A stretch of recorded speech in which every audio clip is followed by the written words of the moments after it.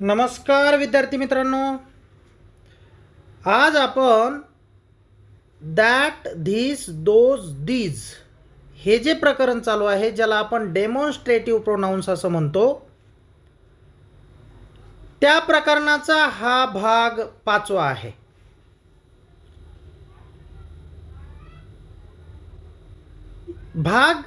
प्रकरणाचा भाग 5वा आहे, पण ज्यामध्ये ज्या कॉन्सेप्ट शिकवणार आहे त्या आजच्या आपल्या थोड्याशा वेगळ्या असणार आहे. याच्या अगोदर आपण फक्त दॅट आणि धीसचा वापर सब्जेक्ट म्हणून करायचो.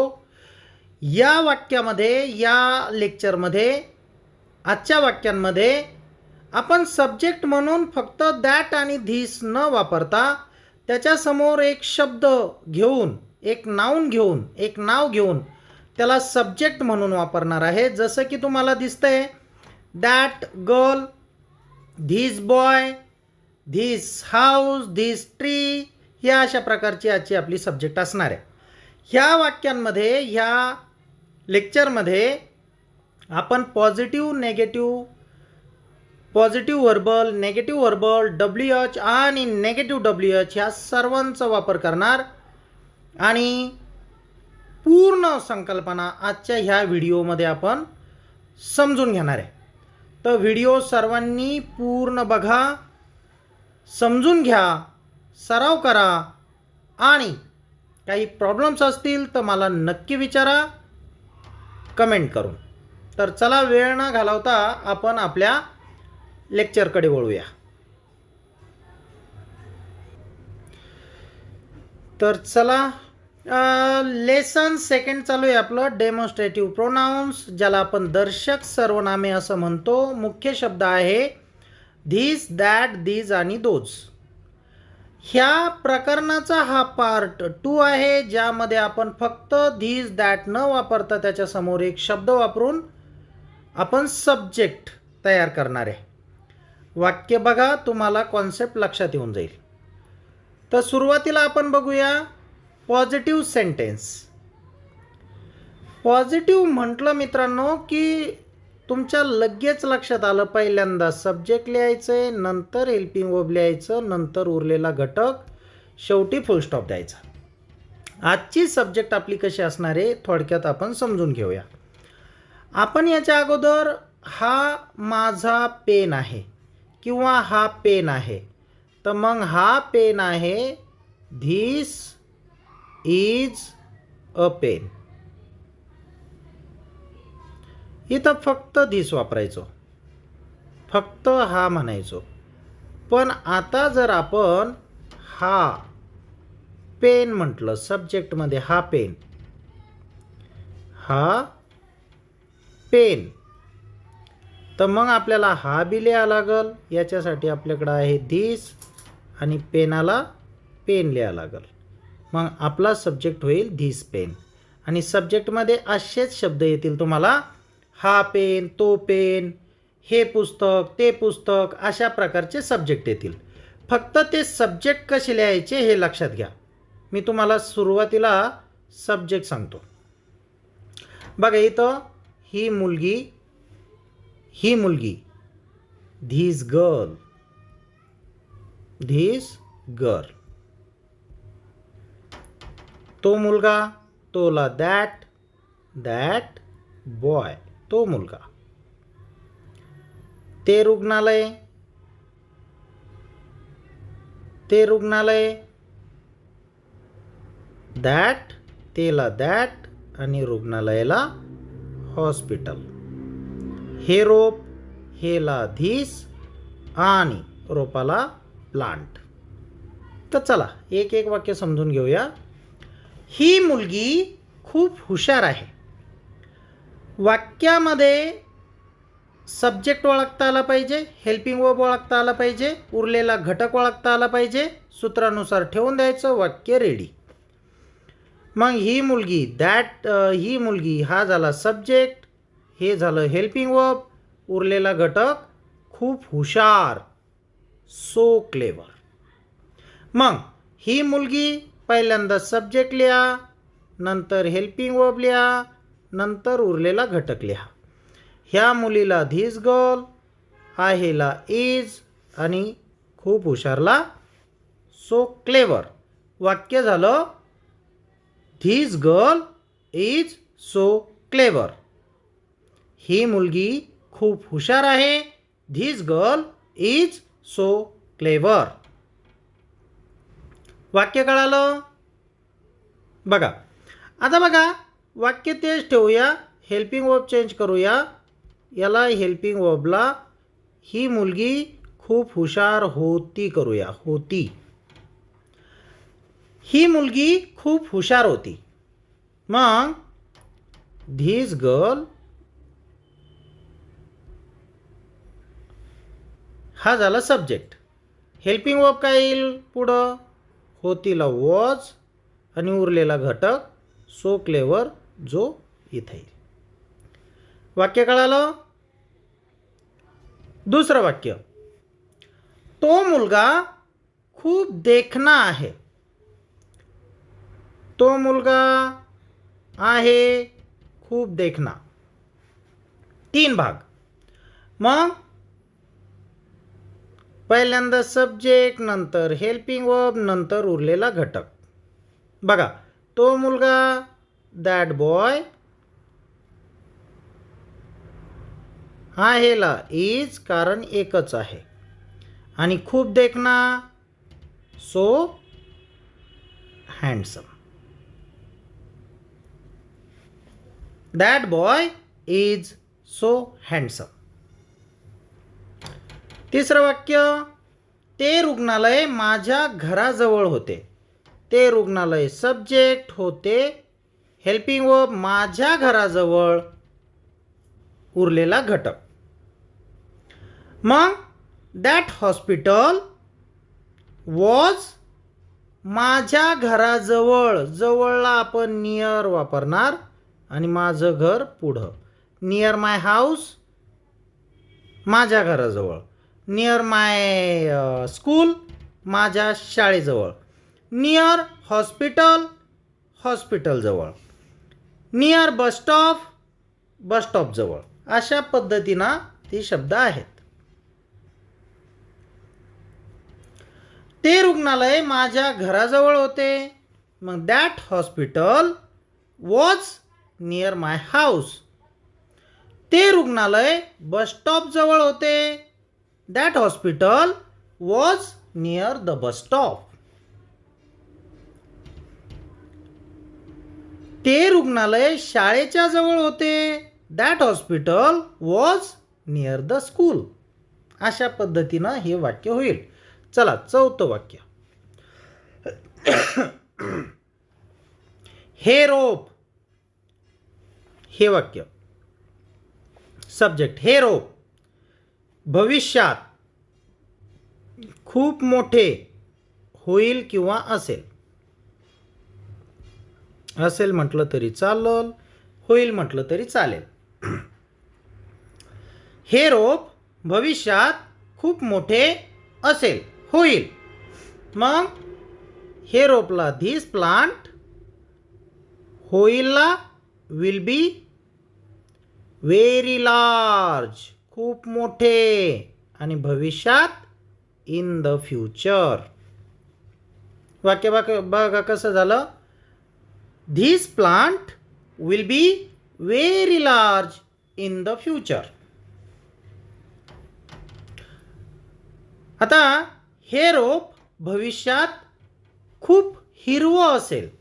This plant will be very green in the future.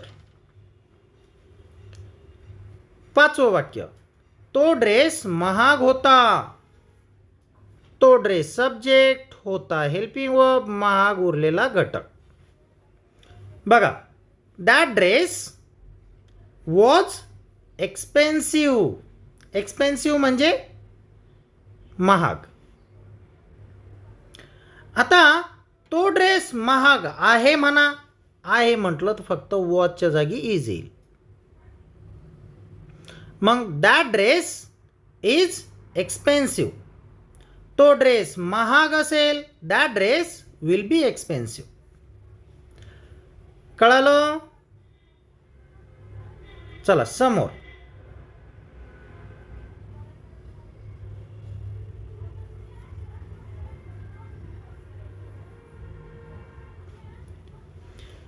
ते पुस्तक टेबलावर होते.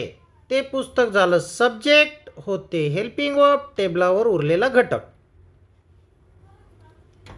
मग that book was on the table. ते पुस्तक टेबलावर होते. ते पुस्तक टेबलावर आहे. That book is on the table. ते पुस्तक टेबलावर असेल. That book will be on the table. ते पुस्तक नवं आहे. That book is new. ते पुस्तक जुनं होतं. That book was old. ते पुस्तक बॅगेमध्ये आहे. That book is in the bag, inside the bag. ते पुस्तक बॅगेत होतं. That book was inside the bag किंवा इन द बॅग. कळालं हे वाक्य? 7. हे घर खूप जुनं आहे. हे घर, this house. This house is very old. हा रस्ता खूप खराब आहे. खराब आहे किंवा मग खतरनाक, धोक्याचा आहे. This road is very dangerous. This road is very bad. This road is very clean. हा रस्ता खूप स्वच्छ आहे. हे घर नवं आहे. This house is new. हे घर नवं होतं. This house was new. अशा पद्धतीनं सोपं आहे. तो रस्ता खूप लांब आहे. That road is very long. तो रस्ता खूप लांब होता. That road was very long. अशा पद्धतीनं. हा माणूस डॉक्टर आहे. हा माणूस, that man is a doctor. हा माणूस डॉक्टर होता.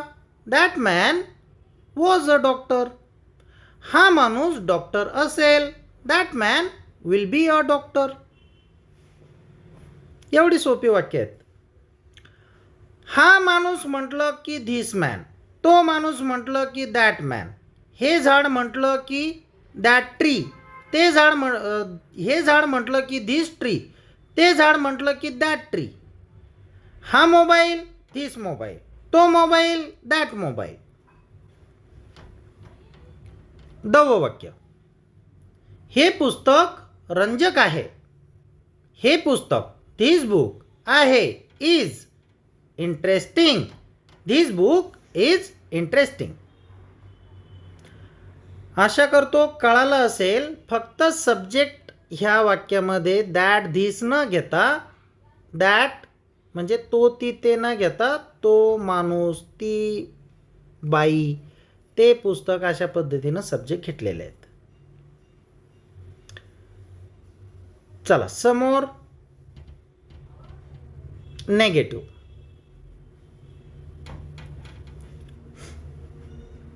ही खोली स्वच्छ नाही. मग ही खोली, धिस रूम.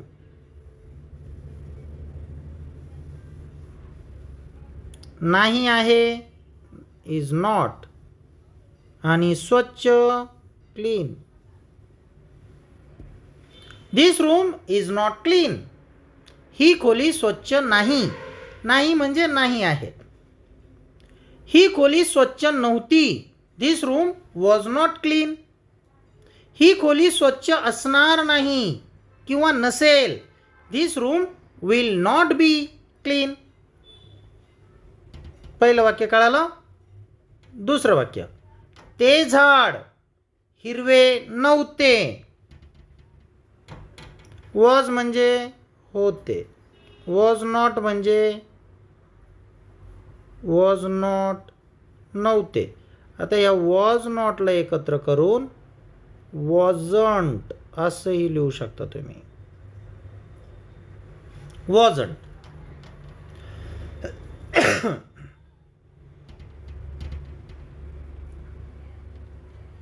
ते झाड हिरवे नव्हते. That tree was not green. ते झाड हिरवे नाही आहे. That tree is not green. ते फूल उमललेले नव्हते. That flower was not bloomed. Bloom म्हणजे उमलणे. ते फूल उमललेले नव्हते. ते फूल झालं सब्जेक्ट, इथं लिहिलं. नव्हते वॉज नॉट, उमललेले ब्लूम्ड. हा सोफा मऊ नाही. हा sofa, this sofa is not नाही आहे मऊ, soft. This sofa is not soft. हा सोफा मऊ नव्हता. दिस सोफा वॉज नॉट सॉफ्ट. ते कपाट रुंद नव्हते.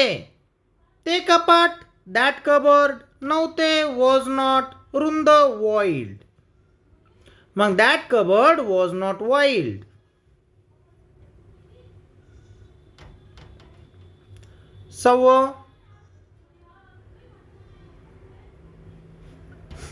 नेगेटिव्ह करत असताना सब्जेक्ट, हेल्पिंग वर्ब, नॉट, उरलेला घटक, शेवटी फुलस्टॉप.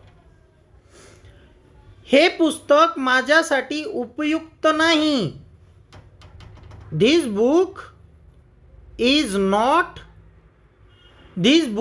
Not useful.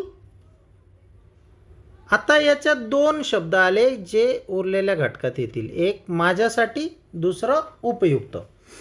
मग this book is not useful for me. This book is not useful for me. Useful म्हणजे उपयुक्त.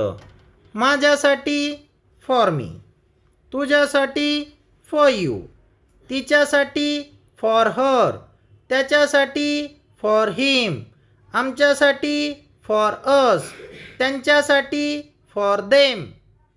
असं. ते घड्याळ महाग नव्हते. ते घड्याळ, दॅट वॉच, नव्हते वॉज नॉट, महाग, एक्सपेन्सिव्ह. फक्त that watch was not expensive. ते घड्याळ महाग नव्हते. हा माणूस प्रामाणिक नाही. हा माणूस, धिस मॅन. नाही इज नॉट, नाही आहे. नाही म्हणजे नाही आहे. This man is not honest. This man is not honest. हा माणूस हुशार नाही. This man is not clever. हा माणूस उंच नाही. This man is not tall. हा माणूस स्वाभिमानी नाही. This man is not self respecting. हा माणूस शिक्षक नाही. This man is not teacher. पुढचं वाक्य,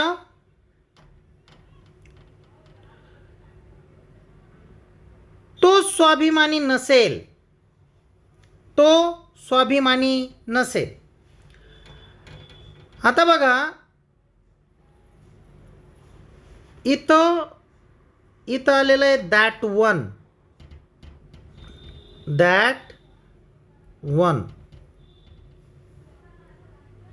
आता हा वन काय असतो माहिती आहे का? हा असा ठराविक व्यक्ती असत नाही.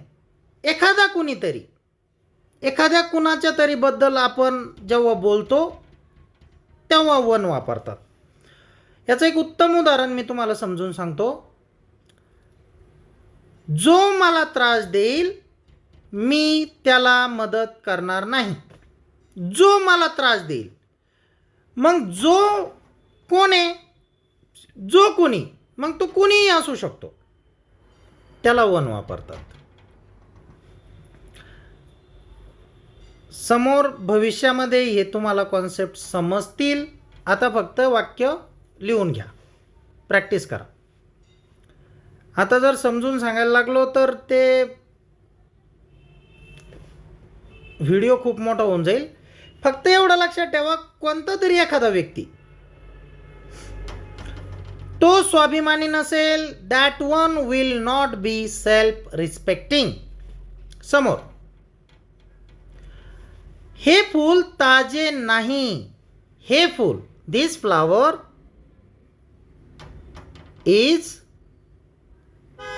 Is not fresh. हे फूल ताजे नाही. दिस फ्लावर इज नॉट फ्रेश. चला समोर,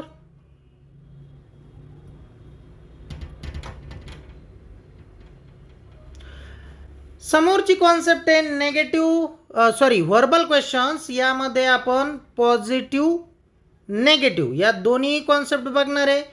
पॉझिटिव्हचं व्हर्बल करताना अगोदर हेल्पिंग वर्ब लिहितात, नंतर सब्जेक्ट लिहितात, नंतर उरलेला घटक, शेवटी क्वेश्चन मार्क.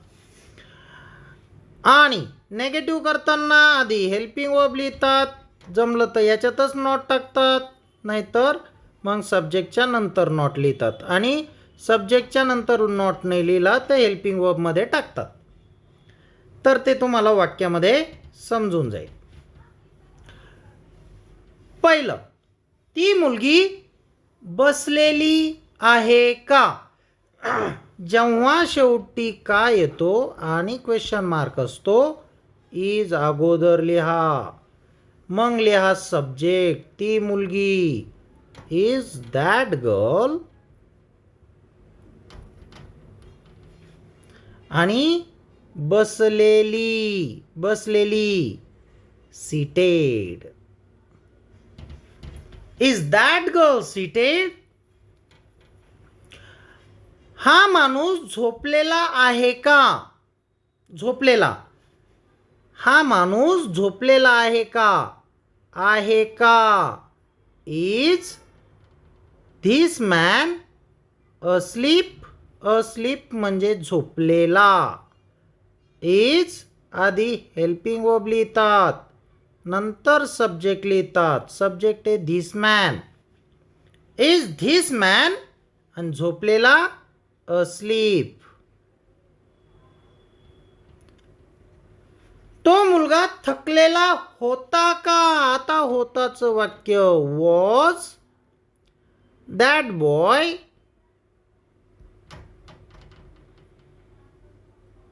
उरलेला घटक इथं लिहा, tired. Was that boy tired. ही वही तुझी आहे का. ही वही तुझी आहे का. Is this notebook. ही वही सब्जेक्ट आहे, धिस नोटबुक सरळ लिहायचं. इज धिस नोटबुक, आणि तुझा, तुझी, तुझेला पजेसिव्ह प्रोनाउन्स. लक्षात आलं का, आपण मागच्या लेक्चरमध्ये घेतलेले. Is this notebook yours. तो मोबाईल तिचा होता का. Was that mobile hers. तो मोबाईल माझा होता का. Was that mobile mine. तो मोबाईल तुझा होता का. Was that mobile yours. अशा पद्धतीनं 6वं वाक्य,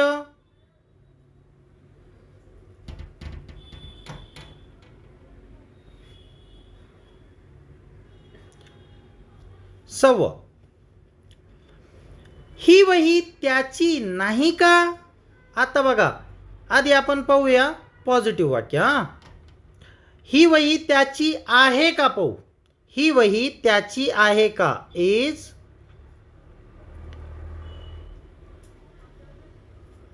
this notebook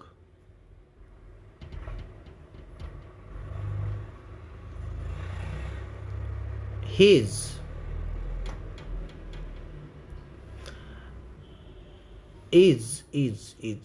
is this notebook his. आता ही वही त्याची आहे का, आणि जर नेगेटिव्ह करायचं झालं, इजला फक्त इजंट करायचं. इथं फक्त इजंट केलं की नाही आहे का होईल.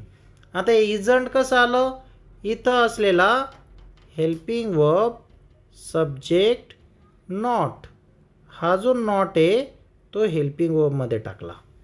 मग इट्स इज नॉट न लिहिता इजंट लिहिलं.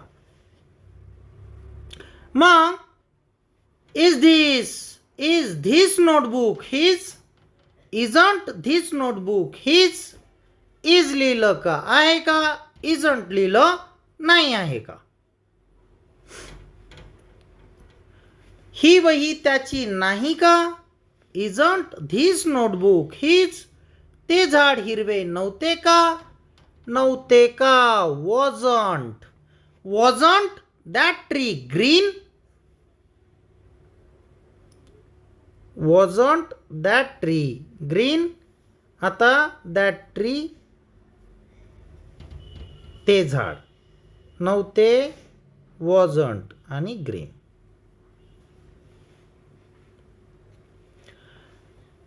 ते काम माझ्यासाठी महत्त्वाचे नसेल का. आता बघा, ते काम सब्जेक्ट महत्त्वाचे,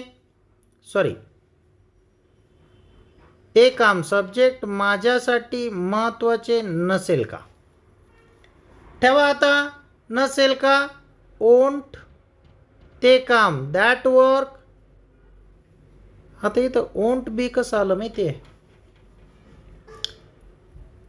विल नॉट बी, तर विल नॉट एकत्र केलं आणि उरला तो बी उरलेल्या घटकाच्या सुरुवातीला लिहितात. मग won't that work be important for me, ते काम माझ्यासाठी महत्त्वाचे नसेल का.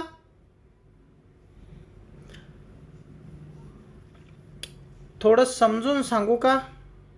ओके, ते काम माझ्यासाठी महत्त्वाचे नसेल का. सूत्र बघा, हेल्पिंग वर्ब सब्जेक्ट नॉट उरलेला घटक.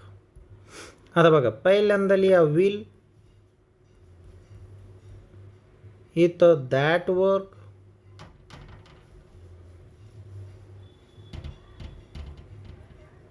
इथं लिहा नॉट,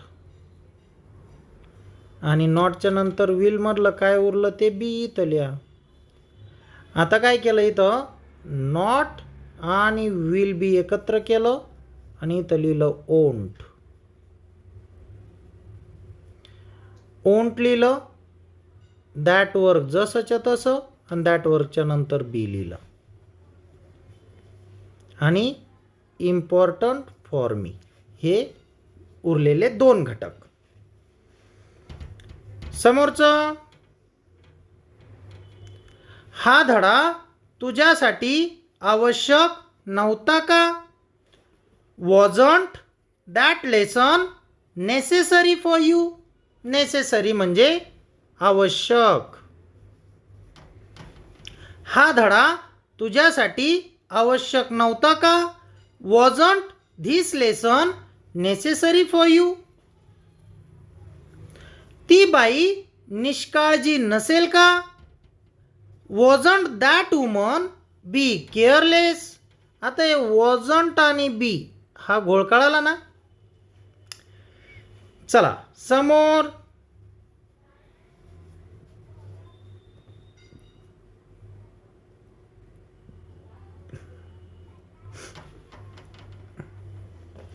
WH क्वेश्चन्स.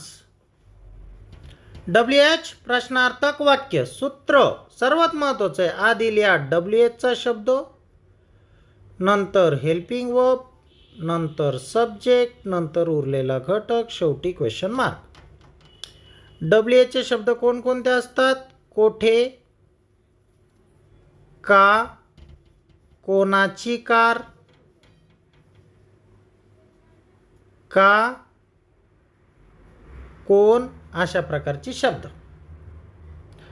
पहिलं वाक्य, तो मुलगा कोठे आहे. पहिल्यांदा लिहा कुठे, कोठे व्हेअर. हेल्पिंग वर्ब इज, आणि राहिलं तो मुलगा that boy. Where is that boy. दुसरं, ही कार कोणाची आहे. Whose is this car. ही कार कोणाची ला हुज, आहेला इज, राहिलं काय this car. Whose is this car. हा पेन कोणाचा आहे. Whose is this pen. हा पेन कोणाचा होता. Whose was this pen. तिसरं, ते झाड हिरवे का नव्हते. Y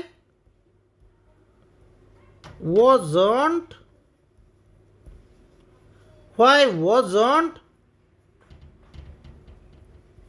that tree green. Why wasn't that tree green.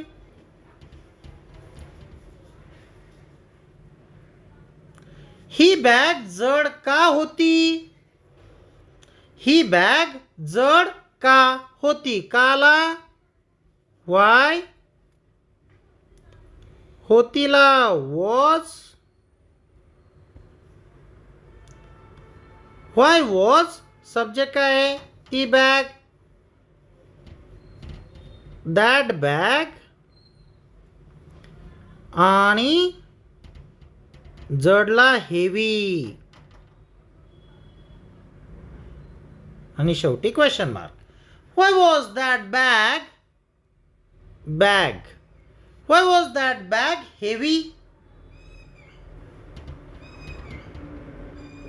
समोरचं,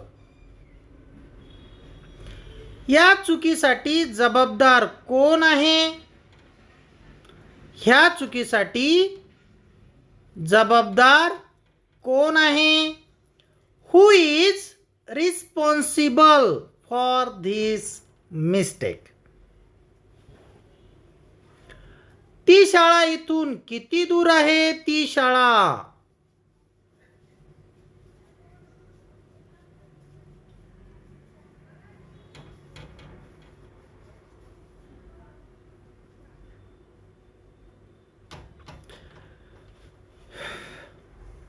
चला थोडं राहिलं.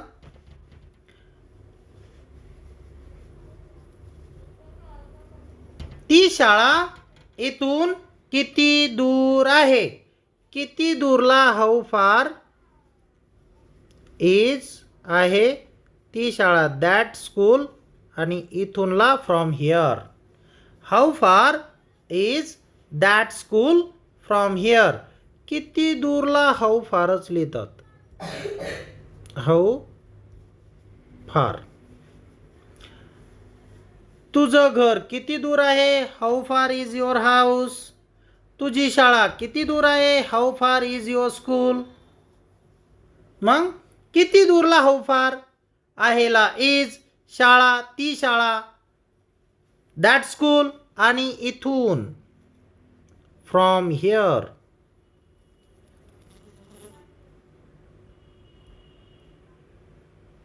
फ्रॉम हिअर म्हणजे इथून आणि हे फ्रॉम म्हणजे त्या पॉईंटहून. तिथून फ्रॉम देअर. शाळेपासून फ्रॉम द स्कूल. बसस्टँडपासून फ्रॉम द बस स्टॉप. त्या झाडापासून फ्रॉम दॅट ट्री. ह्या ठिकाणापासून फ्रॉम दॅट प्लेस. चला, हे काम कोणासाठी महत्त्वाचे नाही. कोणासाठी. For hmm. फॉर हुमला कोणासाठी म्हणतात. For hmm. इजंट. फॉर हुम कोणासाठी नाही आहे. हे काम सब्जेक्ट. This work.